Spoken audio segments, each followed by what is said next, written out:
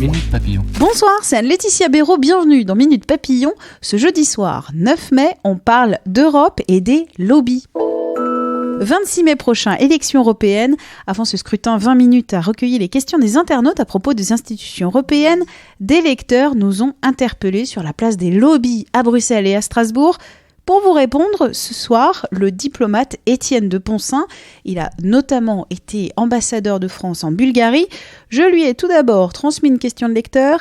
Avec le lobbying des grandes entreprises, les parlementaires européens sont-ils encore indépendants ? Alors le lobbying, c'est une vraie question qui est apparue il y a quelques années déjà, sur lequel les institutions européennes, globalement, ont réfléchi et ont mis en place des garde-fous. C'est-à-dire que maintenant, il y a en particulier un registre des lobbies. Donc il faut s'inscrire quand vous allez voir un député, il faut décliner son origine, expliquer pourquoi vous allez voir un député.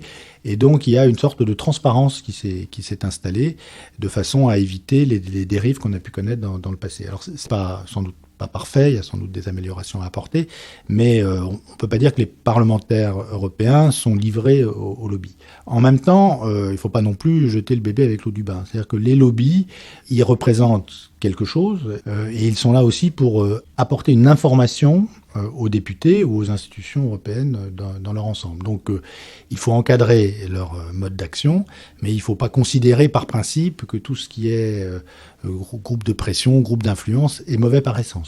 Exemple, je suis lobbyiste, je souhaite rencontrer un député européen pour lui partager mon point de vue sur un dossier. Comment ça se passe ? Vous allez déjà devoir avancer, je dirais, à visage découvert. C'est-à-dire que vous allez devoir vous enregistrer, dire que vous êtes lobbyiste pour telle entreprise, puisque souvent les conseils ont plusieurs clients. Donc vous allez devoir dire, quand vous prenez rendez-vous avec un député, vous allez devoir lui dire que vous venez pour telle entreprise. Et donc déjà, les choses seront transparentes. Après, donc il saura que vous représentez un lobby et que donc vous avez une vision qui est la vôtre, mais qui par définition est une vision parmi d'autres. Et donc il saura comme ça faire la part des choses. Et ensuite, vous prendrez contact avec ces députés, il vous recevra ou pas, et il vous écoutera ou pas.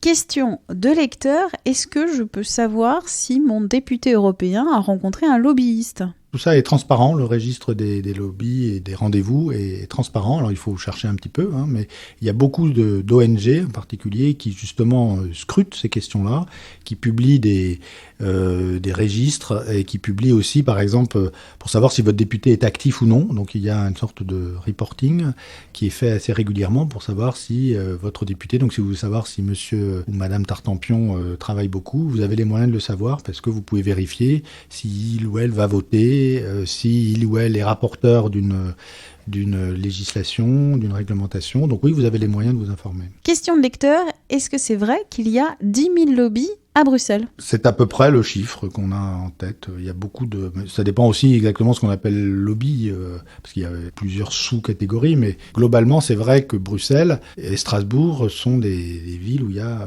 beaucoup de lobbies. Mais ça s'explique par l'importance économique de l'Union européenne dans son ensemble. Les gens ont plusieurs casquettes, il n'y a pas 10 000 personnes, mais il peut y avoir 10 000 entités qui cherchent à influencer. Et pour les commissaires européens, est-ce que c'est la même situation ? Pour les commissaires européens, quand ils quittent leurs fonctions, ils ne peuvent pas immédiatement être engagés par un cabinet de lobbying ou par une entreprise, comme ça a pu être le cas dans le passé. Tout ça a été quand même assez sérieusement revu et dans un sens positif.